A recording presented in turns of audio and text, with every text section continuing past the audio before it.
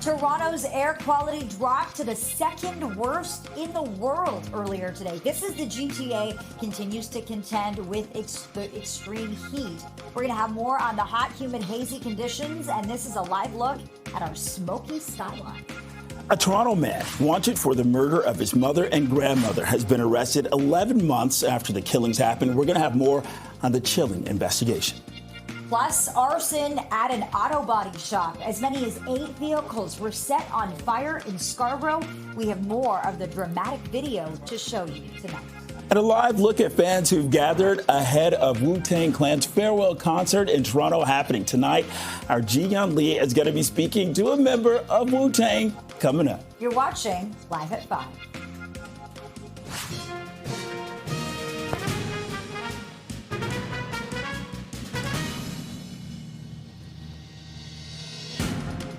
Good evening. I'm Bakari Savage. And I'm Lena Latafat. Thanks for joining us and welcome to Live at 5, a hot and humid day. And while there has been a bit of improvement in the air quality, it is still considered poor. And Toronto has been in the top 10 of the most polluted cities in the world. In fact, Toronto's air quality ranked second worst in the world. That was at one point today, according to data from Swiss Air Quality Tracker.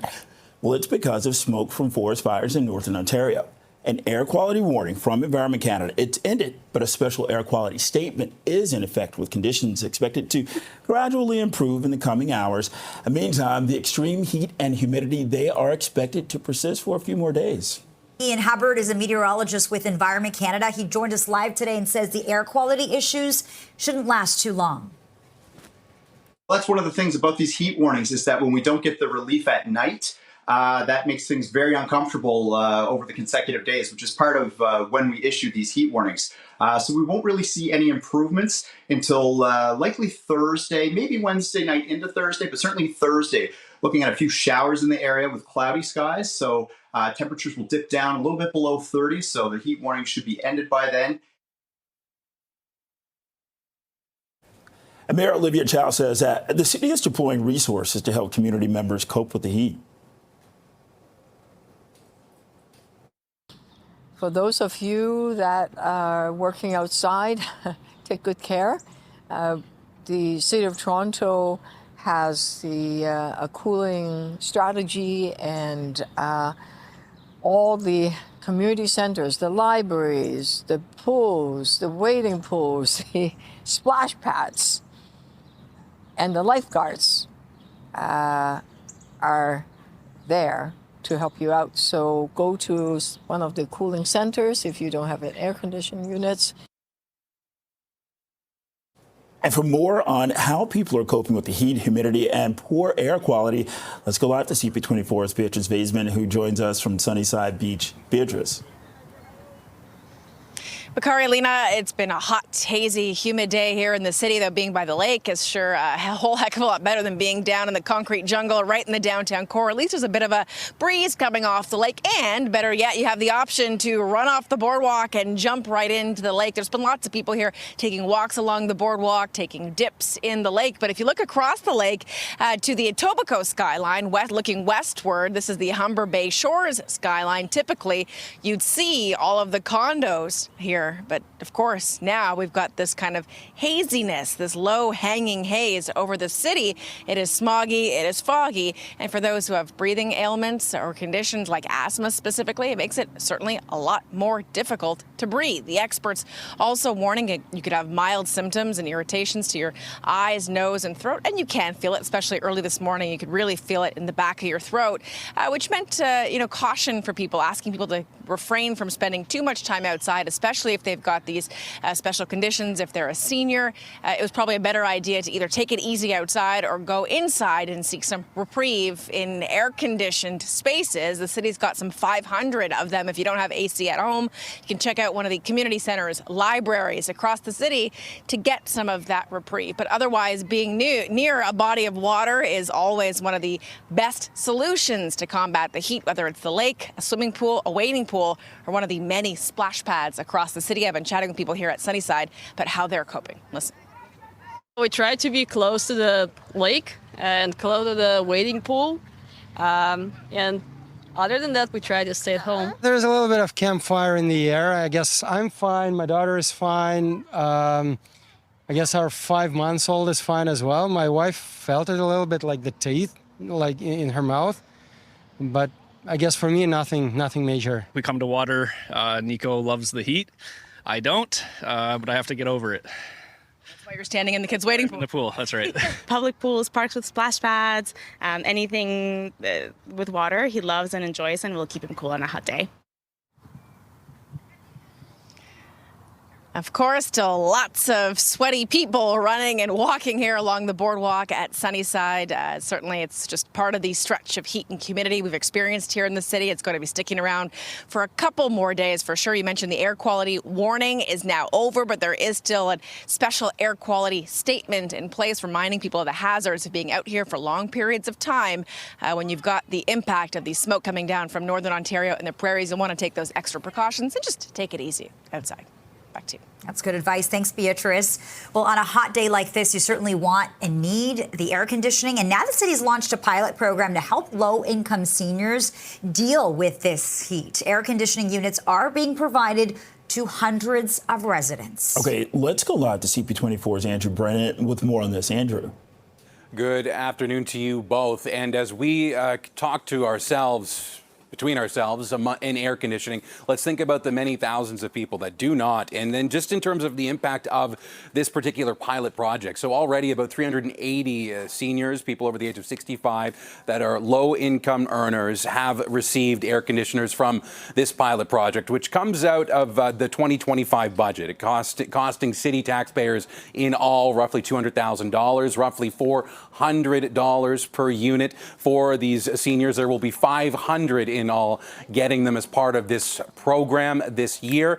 The mayor has said, and you can see right here, she was helping to install one of the units earlier on today in the East End at one resident's house, that this is something that can do some good and help particularly those that are vulnerable to the heat and, more importantly, air quality that is smoggy and unsafe for some to breathe. At this point, we could only do the pilot of 500 units, and it's a start. It's nowhere near enough.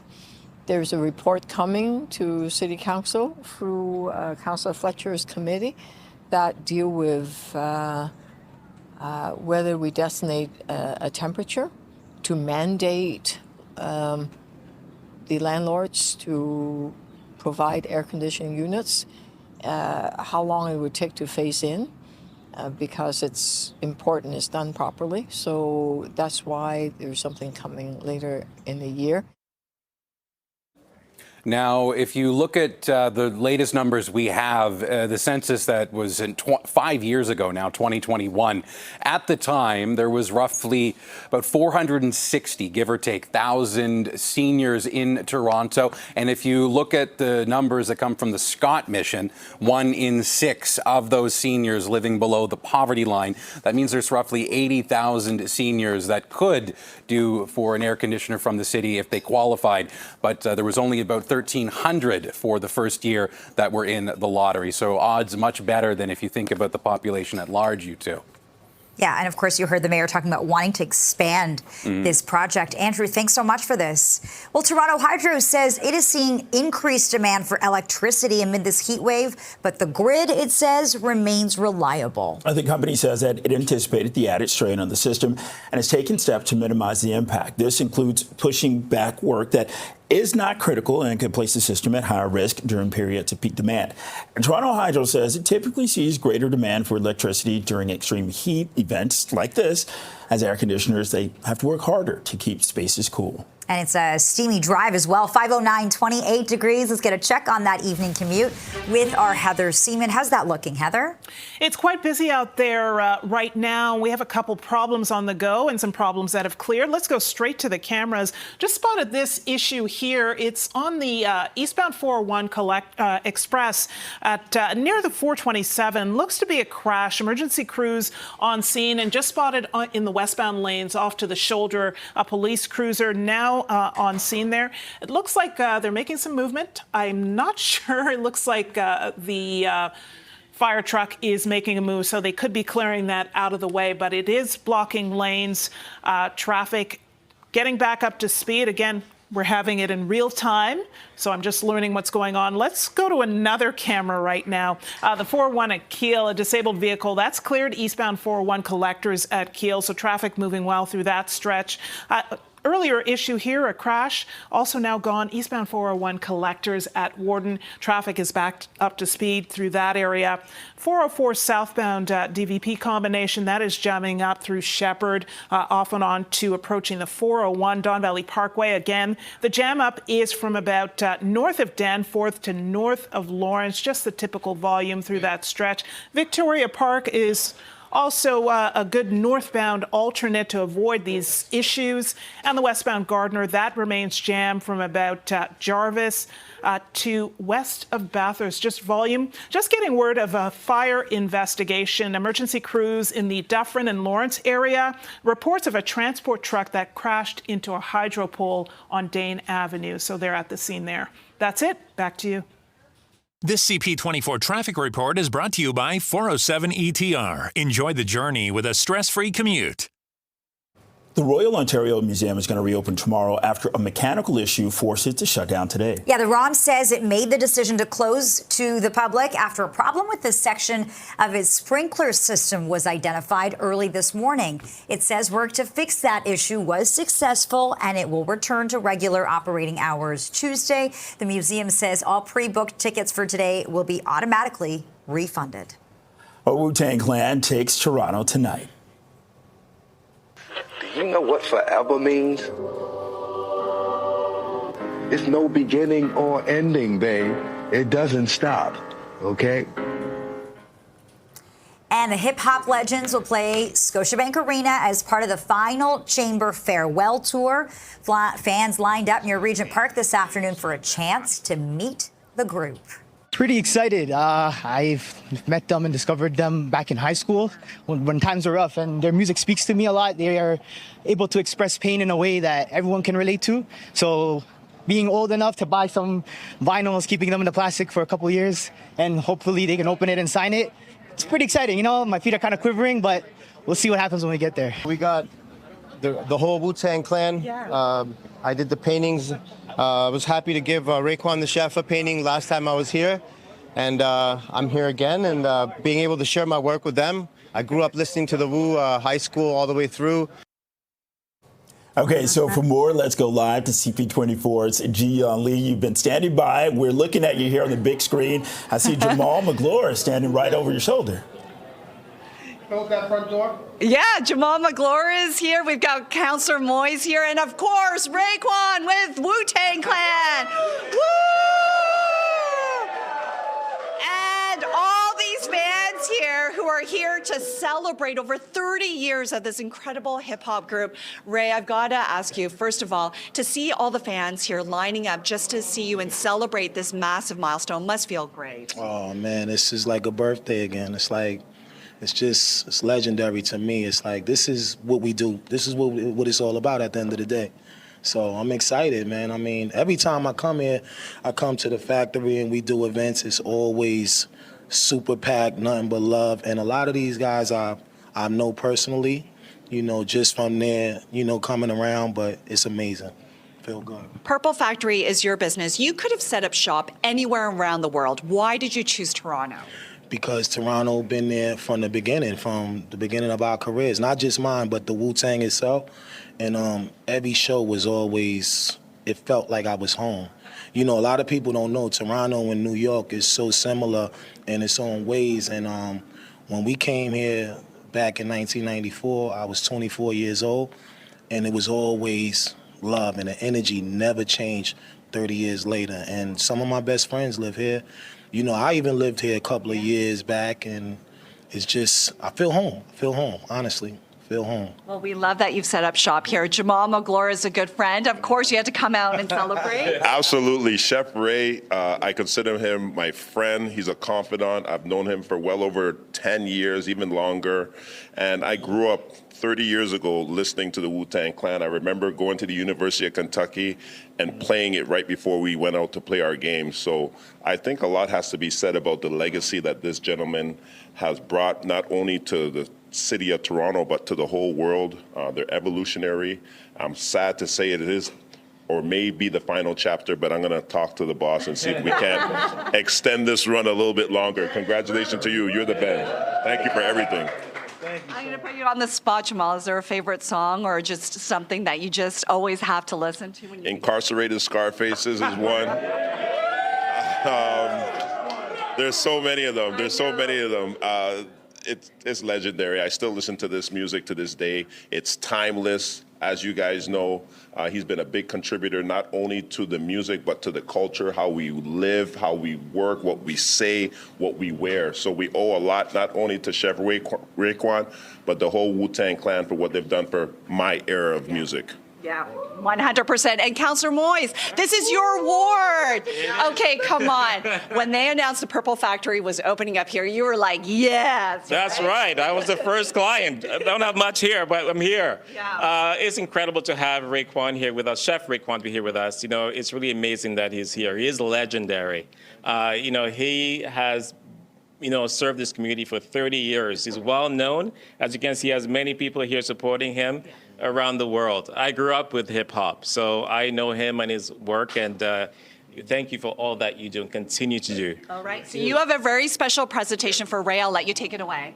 Yes, let's give it up to Chef Raekwon once more time, everybody. So incredible. So happy to have you here today.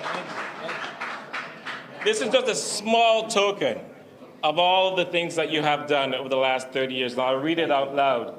Councillor Chris Moyes would like to extend heartfelt appreciation to Chef Raekwon for your contributions to our communities and to congratulate you on the 30th anniversary of the release of your first solo album, Only Built for Cuban Links, aka the Purple Tape. This iconic album has not only set a gold standard in music, but has also cultivated a cultural legacy that resonates deeply within our city. We also appreciate your decision to establish the Purple Factory in our community. Since its inception 6 years ago, it has become a hub of creativity and cultural exchange.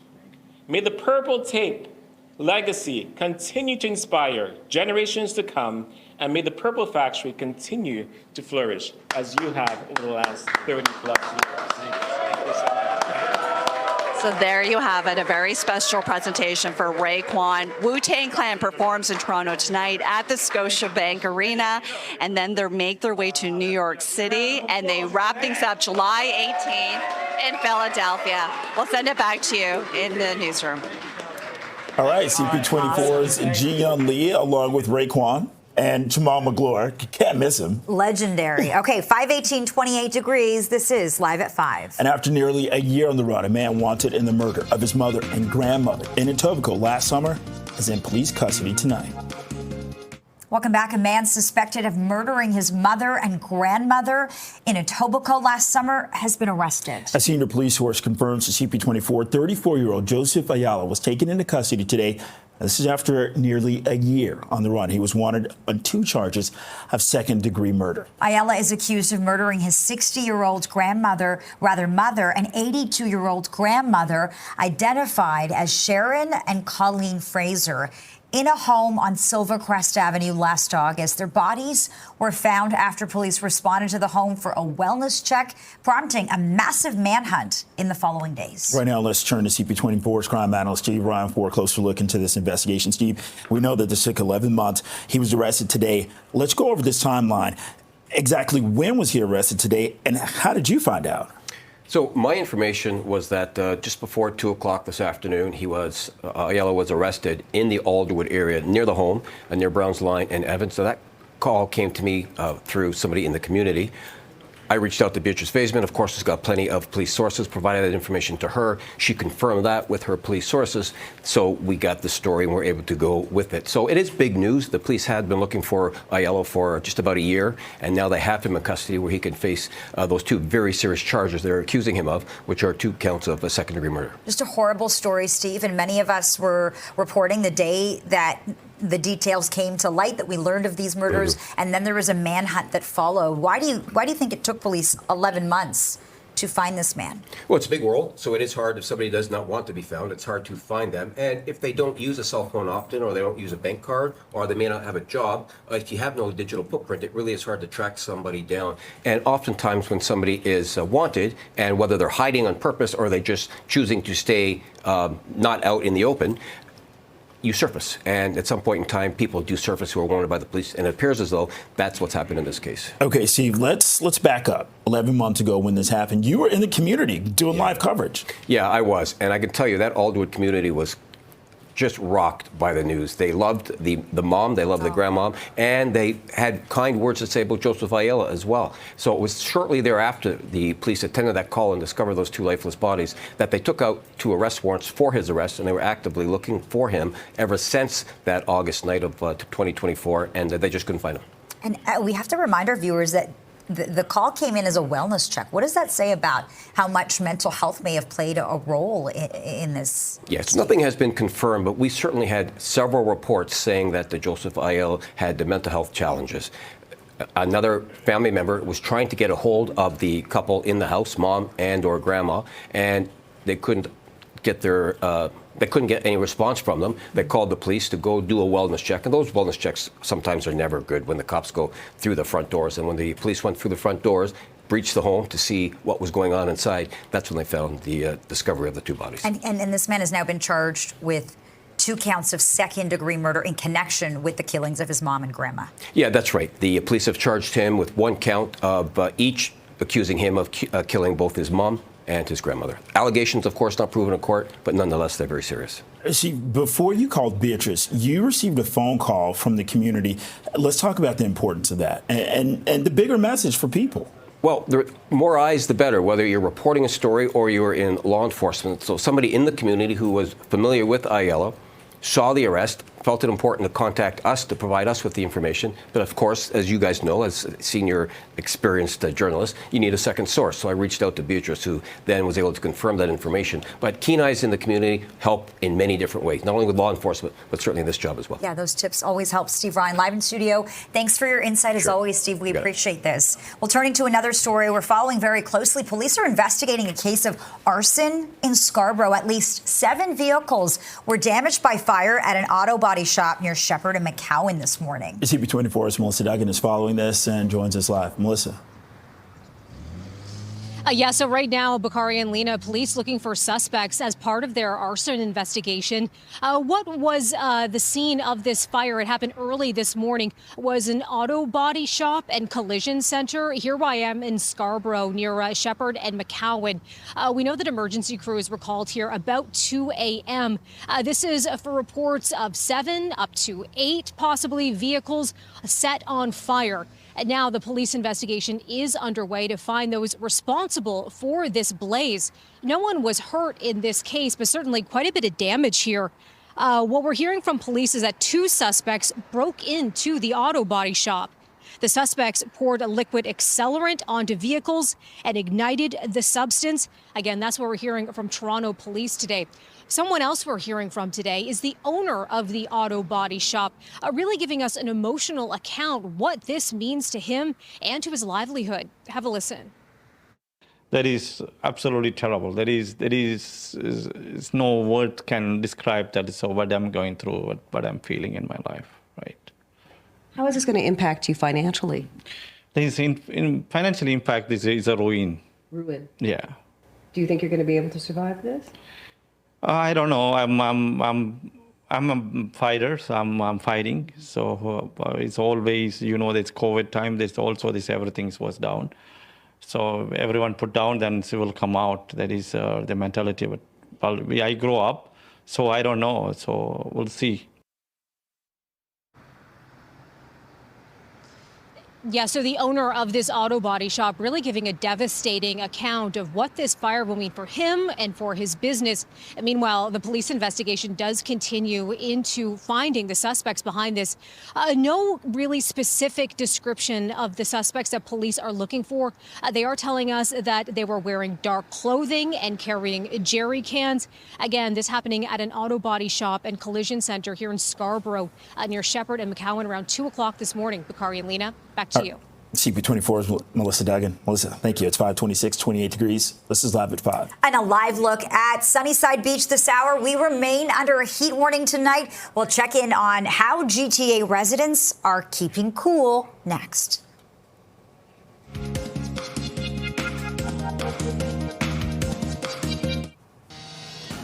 Take a look at it. Toronto's air quality dropped to the second worst in the world earlier today. This as the GTA continues to contend with the extreme heat.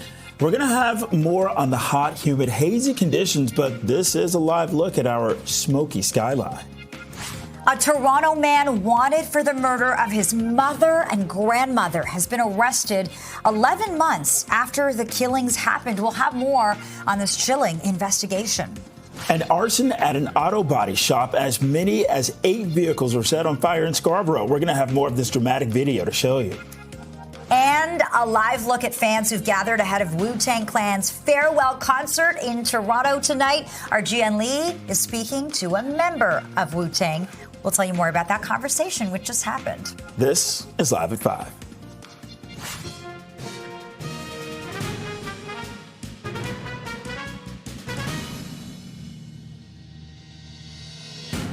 Hello and good evening. Thank you for joining us. I'm Lena Latafat. I'm Bakari Savage. Peel police continue to search for a teenager wanted in a shooting that killed an innocent bystander. It happened in Hamilton last week. An arrest warrant has been issued for 17-year-old Michael Lavoie, who's facing a second-degree murder charge and 2 counts of attempted murder. Police obtained an order allowing them to release the suspect's name despite the fact that he's under 18. Anybody with information on his whereabouts is asked to come forward. Well, the shooting happened on King Street near James Street just before 5:30 on Friday. And police say that Lavoie met 3 people in the downtown core who appear to have been the intended target. He opened fire, shooting one of them and also hitting an innocent bystander. 26-year-old Belinda Sarkozy was killed by that stray bullet. Investigators say she immigrated to Canada from Ghana last year and was living and working in Hamilton. And late today, Hamilton police read a statement on behalf of her family during a news conference. Belinda came from a close-knit family of 5. She was the last born, the cherished daughter of her mother and her late father, James Sarkozy, who passed away in September 2017. She leaves behind her brother, Richard Sarkozy, and sister, Linda Sarkozy, along with her extended family and many loved ones who mourn her deeply. Belinda was an affable person, known for her warmth, kindness, and gentle spirit. And police say that the motive for the shooting is still not clear just yet. Well, a man suspected of murdering his mother and grandmother in Etobicoke last summer has finally been arrested. A senior police source confirms to CP24, 34-year-old Joseph Ayala was taken into custody today. This is after nearly a year on the run. He's wanted on 2 charges of second-degree murder. Ayala is accused of murdering his 60-year-old mother and 82-year-old grandmother, identified as Sharon and Colleen Fraser, in a home on Silvercrest Avenue last August. Their bodies were found after police responded to the home for a wellness check, prompting a massive manhunt in the days to come. Okay, let's turn to CP24's crime analyst Steve Ryan for a closer look at this investigation. Okay, Steve, we have to go over the timeline. 11 months to get to today. Yeah, it took 11 months, but oftentimes it's, I wouldn't say a struggle, but it certainly isn't easy to identify people who certainly don't want to be located. And if you have someone who doesn't use a cell phone often, or a bank card, or any other social media, if they have no digital footprint, it's hard to find someone. So in a case like this, the police had been actively looking for this man on a 24-hour basis. But at some point in time, you have to scale that back because you just don't have the resources to continuously look for somebody 24 hours a day, 365 days a year. So you do the best that you can. Oftentimes, people who are wanted do surface at some point in time, and it appears as though that's what's happened in this case. Okay, Steve, take us back to the beginning. 11 months ago, when these horrible killings happened, it all started with a wellness check? It started with a wellness check from a family member up north of Barrie. They could not get a hold of the mom or the grandmother, so they were concerned. They called 22 Division. 22 Division officers were dispatched to go to that address to do a wellness check. The wellness check basically is you go into that house to see how the people are doing because they haven't responded out of character for them not to have responded to those that are trying to get a hold of them. And when the police went inside, they found the 2 lifeless bodies of the mom and the grandmother. And almost within hours, they were able to take out warrants saying that Joseph Ayala was the person responsible, allegedly responsible for these 2 homicides. Okay, so that happened 11 months ago, that wellness check. Let's talk about today. You get a phone call. You call CP24's Beatrice Vaisman. Like, give us a peek into what happened behind the scenes here. Yeah, so I got a call. Somebody reached out to me saying that they lived in the Aldwood area and they just witnessed Joseph Ayala being arrested near a TTC stop at Browns Line and Horn, which is just a stone's throw, Browns Line and Evans, excuse me, just a stone's throw away from the house where these 2 murders happened. And they said that he was taken into custody without incident. And I needed to confirm that, of course, double source all of our information. So that's when I reached out to Beatrice, who was able to confirm through her police sources that, in fact, this was Ayala and that he was taken into custody, was transported to the 22 Division, where he's now facing these 2 counts of second-degree murder. And it sounds like this, the accused now was living amongst the community. Steve, what does that tell you about the nature of this investigation and why it may take investigators this long to track down suspects? Suspects are most easily tracked down when they leave a digital footprint, when they are active in the community, when people know who they are, or where you leave evidence behind is where you may have been. If you're somebody who doesn't do any of that, it's hard to find you. It's like literally looking for a needle in a haystack. So you often rely on the public to recognize this person and contact the police, or they surface somehow. And in this particular case, I don't know how Ayala surfaced, but I do know that he was met by uniformed officers at the Browns Line and Evans Avenue just before 2 o'clock this afternoon. And so, what do you want to say about this investigation overall?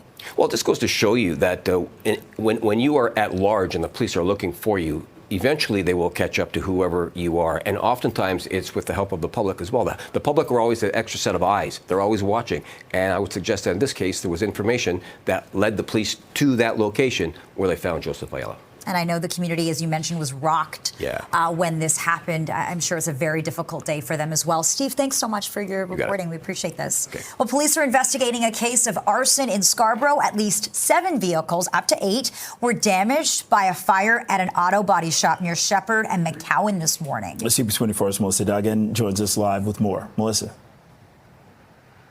Yeah, Bakari and Lena, and certainly some compelling video of this fire happening early this morning. Behind me here at an auto body shop and collision center in Scarborough, Shepherd and McCowan. We understand fire crews coming here, finding a number of vehicles set on fire. 7, as many as 8 vehicles part of this blaze. And now the police investigation is underway, an arson probe to find those behind all of this. Some of the account we're getting from Toronto police, what happened here, again, around 2 a.m. this morning. According to police, 2 suspects breaking into the auto body shop. The suspects pouring a liquid accelerant onto vehicles and then igniting that substance. No injuries here, but certainly extensive damage and certainly a big impact for the person who owns this auto body shop. We did hear from him earlier today about the impact this is having on his business. Have a listen. That is absolutely terrible. There is no word can describe that. So what I'm going through, what I'm feeling in my life, right? How is this going to impact you financially? There is financial impact is a ruin. Ruin. Yeah. Do you think you're going to be able to survive this? I don't know. I'm a fighter. So I'm fighting. So it's always, it's COVID time. There's also everything was down. So everyone put down, then it will come out. That is the mentality. But I grow up, so I don't know. So we'll see.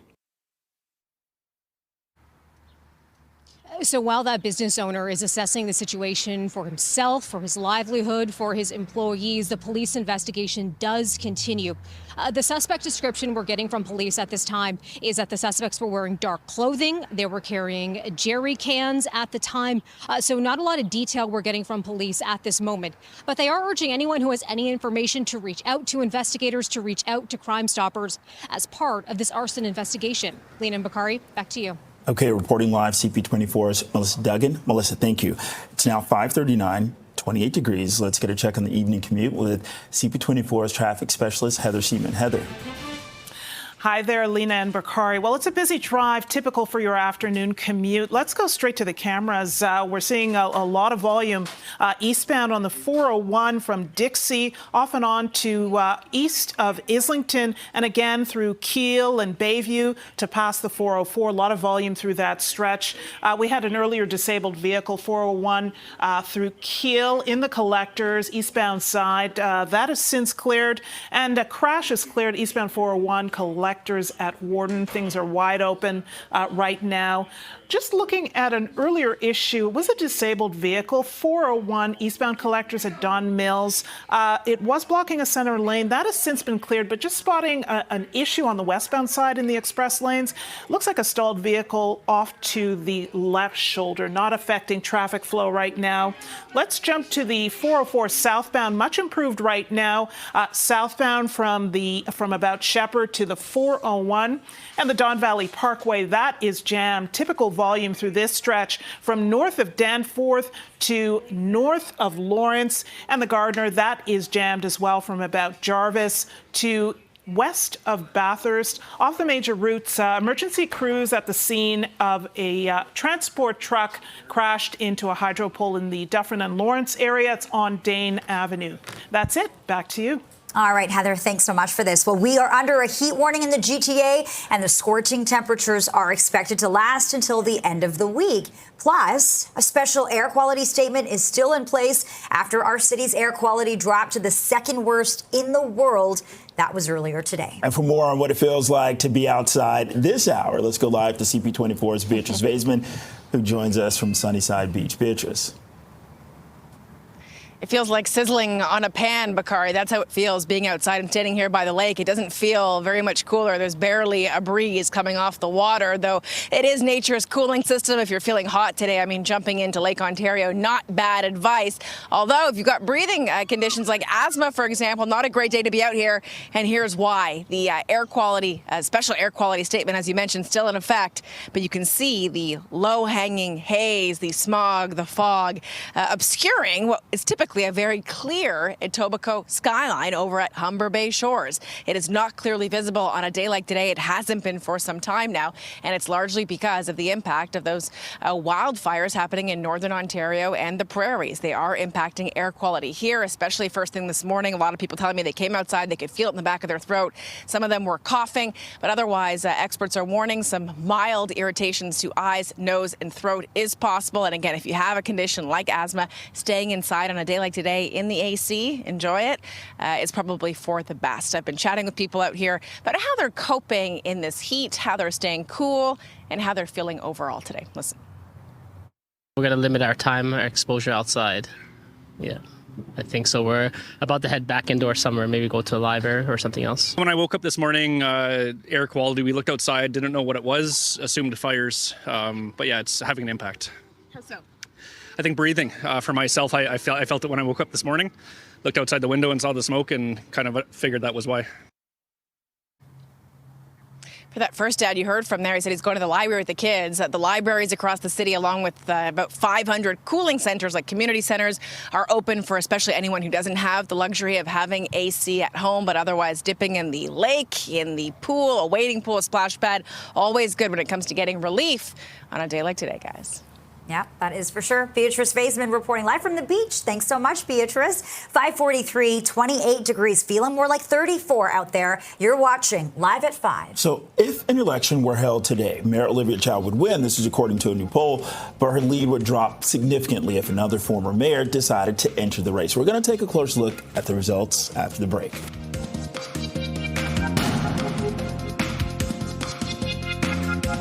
Welcome back. A new poll finds Mayor Olivia Chow would handily win re-election if a vote were held in the city today, unless another former mayor decides to enter the race. The Liaison Strategies poll finds that on the 2-year anniversary of her swearing in, Chow holds a 30-point lead over other potential mayoral candidates. However, those numbers change if former Mayor John Tory were to enter the race. The poll finds that Chow would still be ahead, but her lead would shrink to just 4%. And with Election Day still over a year away, Tory hasn't said if he's going to run again. Tory resigned from the mayor's office after admitting to a relationship with a staff member. David Valentin with Liaison spoke to CP24 about the results. I think this poll is really complicated. And one of the things we saw is that the number of Torontonians who list affordable housing as their top issue has gone down.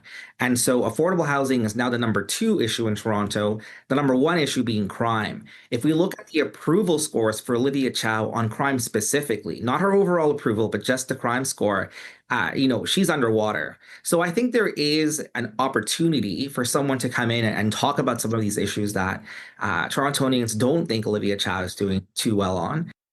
So some interesting findings there. And we asked Mayor Olivia Chow about this poll this morning. Here's how she responded. Gosh, this is, second week of July? You're talking about a year and 20, yeah, I know. My focus, especially right now, is the people that are going to be hot, and there's so much work that needs to be done in so many areas. And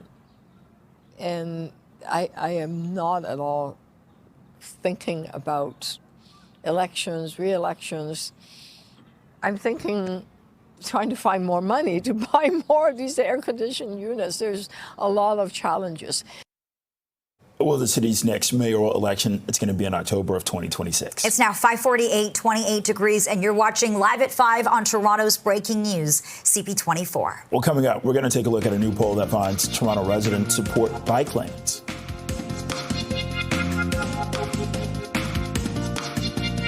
Welcome back. A new poll shows 7 in 10 Toronto residents support protected bike lanes. The Ecos poll was commissioned by Cycle Toronto. And for more on this, we are joined live tonight by Michael Longfield, Executive Director of Cycle Toronto. Michael, thanks so much for joining us on the program.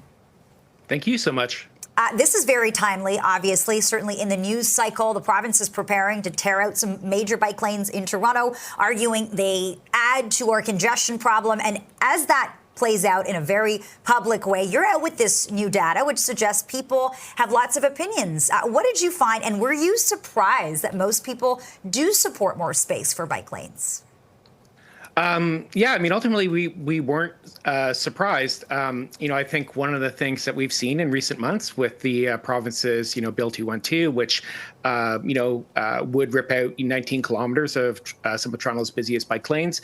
And, despite all this rhetoric, we're, hearing from the premier that, nobody rides a bike, they're causing all these traffic jams, is that when you ask people, when they look at our streets and they, what they want to see is, people are in favor of safer streets. They want to see our streets balanced for all road users. And they have a lot of concerns that Toronto needs to do more to protect vulnerable road users, including people riding bikes. Yeah, Michael, in addition to that, just kind of taking a look at this, 62% of Torontonians believe the city's main streets should offer a balance for all road users. 74% point to excessive construction and mismanagement. 57% say that too many cars and trucks are on the road. There's a lot here. Mm-hmm. Yeah. And I think one of the things that, certainly we find frustrating is, we certainly agree with the premier and a lot of folks that traffic in Toronto is really bad. And, we need to be doing more to address those issues. But rather than scapegoating, people on bikes that are frankly actually helping contribute to making our traffic better, we should be focusing on other things, which is, really important things like, completing transit projects. Torontonians are still waiting for the Eglinton Crosstown to open, for instance. And I think if the premier and the minister spent, maybe as much time as they were currently obsessing over bike lanes, ensuring the LRT opened up, that would be a really great way to help keep Torontonians moving. And Michael, really, really quickly, I wonder how conservatives, people who identified as conservative voters, answered these questions differently than those who identified themselves as more progressive or liberal leaning. Yeah, I mean, I think we're seeing that, there is, to some extent, this is being used as kind of a wedge issue. But, ultimately, cycling isn't a left-right issue. I know that might seem kind of counterintuitive, but if you look at cities like London, England, for example, their big expansion of bike lanes happened under a conservative mayor, Boris Johnson. And, if you look at some of the quotes that are in, from the Bloor Annex BIA and business owners there, they all actually say that bikes are really good for business. And so, when you look at modern cities and what they're doing to try to help enable more people to get around, this isn't an ideological problem. At the end of the day, it's a geometric problem. And we just don't have enough space on our roads for everybody to choose to drive. And so the more we can make it easier for more people to choose to drive, especially for local trips and keeping people safe, the better everyone will keep moving. And so, we're very pleased we have this legal challenge in place and the injunctions still here that would stop the province from ripping them out. And ultimately, hopefully, we hope we prevail on this. Okay. Michael Longfield, Executive Director, Cycle Toronto. Thanks a lot. It's now 5:55, 28 degrees. This is Live at 5. And a live look at fans who are still gathering ahead of Wu-Tang Clan's farewell concert in Toronto tonight, a special event taking place before that concert. Our GM Lee joins us right after this with more.